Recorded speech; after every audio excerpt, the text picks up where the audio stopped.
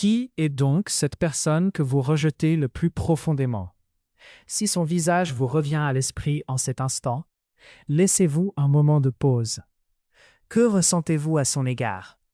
Est-elle égoïste, menteuse, indifférente à votre présence, ou simplement capable d'ébranler votre cœur sans raison apparente? Un paradoxe intrigant s'impose alors. Julien, un penseur empreint de sagesse, soutenait que celui que nous haïssons avec le plus d'intensité est peut-être le reflet furtif de ce que nous refusons le plus en nous-mêmes. Imaginez un instant que cela soit vrai. Que dire alors de cette douleur répétée dans nos liens humains, de ces blessures infligées par des figures semblables, des promesses faites de ne plus jamais souffrir les mêmes peines, et pourtant cette chute récurrente dans des schémas familiers? Si derrière ces rencontres douloureuses ne résidait pas une simple fatalité, mais une part encore inconnue de vous-même, que ferait cette révélation à votre destinée? Nous aimons croire que c'est la maladresse d'autrui, un contexte défavorable ou le sort capricieux qui façonne nos malheurs.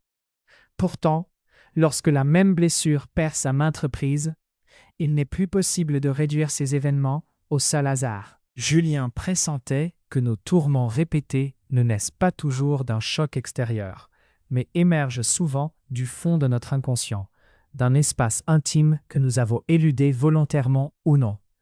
Au cœur de ce mystère se trouve ce qu'il nomme l'ombre. À la prononciation de ce terme, l'imaginaire populaire convoque l'obscurité, le mal, un caractère secret et inavoué. Pour Julien, cependant, l'ombre dépasse de loin cette caricature réductrice. Elle désigne cette part de nous-mêmes que nous n'avons pas su accueillir, souvent car elle dérange, effraie ou simplement parce qu'elle ne correspond pas à l'image que nous souhaitons offrir au monde. Cette ombre peut se vêtir d'une colère tue, d'une jalousie inavouée, d'une peur sourde ou d'une vulnérabilité délicate que l'on préfère ignorer. Plus subtilement encore, elle emprunte parfois des traits inattendus. Ce peut être le feu ardent du courage, la flamme ardente de la créativité, que l'on dissimule de peur d'être trop, de perdre un amour conditionnel. Pourquoi en serait-il ainsi? Depuis notre plus tendre enfance, nous avons appris à modeler notre être, non dans l'acceptation pleine de nos nuances, mais dans l'adaptation au regard d'autrui. Il fallait être gentil, ne pas montrer sa colère, cacher ses jalousies, ne jamais dévoiler ses fragilités, esquiver l'erreur, éviter de déranger. Chaque petit fragment abandonné, chaque facette occultée a été reléguée au plus profond. Le drame, c'est que ces parts cachées ne disparaissent pas avec le silence. Elles ne s'éteignent pas. Les émotions niées fermentent, les désirs réprimés persistent, les blessures éludées s'enfoncent dans l'ombre de notre inconscient avant de remonter à la surface sous d'autres formes. Un jour, une colère explosive surgit, une angoisse inexplicable vous étreint. Des difficultés relationnelles se répètent ou un sentiment de vide vous envahit sans cause apparente. Pourquoi, face à certains individus, rétrécissez-vous de façon si singulière? Pourquoi un mot banal vous fragilise-t-il au-delà du raisonnable? Pourquoi certains comportements vous sont-ils insupportables alors qu'une autre présence vous attire de façon incompréhensible? On parle alors de caractère, de préférence ou encore de destin. Pourtant, souvent, ce sont les éclats mouvants de notre ombre qui s'expriment. Dans les relations humaines, elles se révèlent avec une acuité particulière. Vous avez peut-être rencontré une personne pour laquelle vous ressentez une aversion inhabituelle, sans qu'elle ait commis de faute manifeste. Son ton vous déplaît, sa posture vous irrite, et son simple être ressuscite en vous un trouble profond. La réponse instinctive est de pointer cette personne comme problème. Mais Julien appelle cela la projection. Un mécanisme où l'on attribue à l'autre ce que l'on refuse en soi-même. Celui qui nie sa propre agressivité réagira violemment à la moindre manifestation d'agressivité étrangère. Celui qui ignore son propre orgueil sera particulièrement indigné par l'arrogance d'autrui. Celui qui renie ses désirs pointe du doigt ceux qui les vivent librement. Il ne s'agit pas de mettre toute la faute sur vos épaules. Parfois, l'autre est réellement blessant. Parfois, vous êtes pris dans une relation malsaine. Mais la question fondamentale demeure. Pourquoi réagissez-vous avec une telle intensité à cette personne? dans cette situation? Pourquoi ce même tourment revient-il en boucle? En posant sincèrement cette interrogation, vous ne regardez plus seulement à l'extérieur. Vous ouvrez la porte à votre inconscient. Lorsque nous ignorons notre ombre, l'un des premiers signes est une explosion émotionnelle. Une parole anodine vous blesse profondément. Un silence vous fait sentir abandonné. Une petite contrariété fait monter la colère, ou un soudain découragement vous engloutit sans raison. Alors, vous doutez de vous-même. Suis-je trop sensible? Dois-je simplement faire preuve de patience? Suis-je la source du problème? Pourtant, les émotions ne sont pas de simples obstacles. Elles sont des messages, des appels de notre intériorité. Et lorsque certaines émotions reviennent sans cesse, c'est que quelque chose en vous frappe à la porte. La colère peut signaler une frontière franchie. La tristesse peut porter la voix d'une perte longtemps négligée. La jalousie peut révéler un désir sincère refusé. L'anxiété pointe souvent un enfant intérieur qui se sent encore en danger. Plutôt qu'un ennemi, les émotions sont une langue que nous devons apprendre à lire. Nous fuyons la tristesse, réprimons l'angoisse, nous embarrassons de la colère. Mais la répression n'efface pas.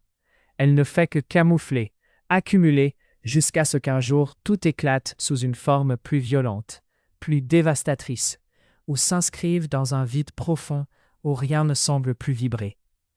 Aussi, lorsqu'une émotion s'élève, la première tâche n'est pas de l'étouffer, mais de l'observer. Pourquoi tremblez-vous ainsi? Quelle part de vous appelle à l'aide? Que cherche à vous dire cette émotion? Cette seule question peut transformer l'ombre de menace invisible en enseignante attentive. Beaucoup aspirent à une vie sans souffrance, sans anxiété ni blessure, sans échec ni solitude. Pourtant, un tel idéal n'existe pas. L'homme est celui qui, à travers la douleur, revient à lui-même. Souvenez-vous, vos plus grandes métamorphoses sont nées non durant des jours paisibles, mais au creux de vos désespoirs, après des ruptures, des pertes, des échecs, des solitudes, des profondeurs troublées. Ces instants déchirants vous brisent, mais ils vous ouvrent aussi une question à la fois simple et essentielle. Qui suis-je? Pourquoi ce cycle répétitif? Que redoute au fond mon âme? Quelle vie désire-je vraiment? Julien nomma ce chemin la quête de l'individuation. Ce n'est pas une quête pour plaire au monde, ni endosser un masque plus parfait, mais un voyage vers la découverte authentique de soi. Pour le réussir, il faut d'abord accepter de rencontrer ce que l'on a enfoui en secret. Choisir seulement la lumière ne peut conduire à la plénitude. Comprendre ses propres ténèbres élargit l'être. L'ombre n'est pas un monstre à bannir.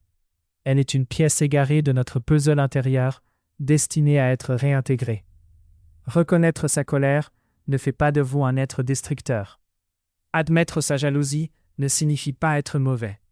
Se confronter à sa peur ne vous rend pas faible. Au contraire, nier ses émotions vous expose davantage. L'inconscient s'exprime alors par votre manière de parler, vos décisions et les rouages répétés de vos relations. Mais lorsqu'une émotion devient consciente, elle perd son pouvoir occulte sur vous. C'est là que véritablement commence le changement. Pour accueillir votre ombre, commencez par l'observation discrète. Remarquez ces instants où l'émotion vous submerge. La parole qui blesse trop, la colère injustifiée, la jalousie inexplicable, la sensation d'être diminué auprès de quelqu'un. Ne passez pas à côté. Interrogez-vous. Pourquoi ce bouleversement? Quelle origine porte cette émotion? Quel souvenir ancien s'y reflète?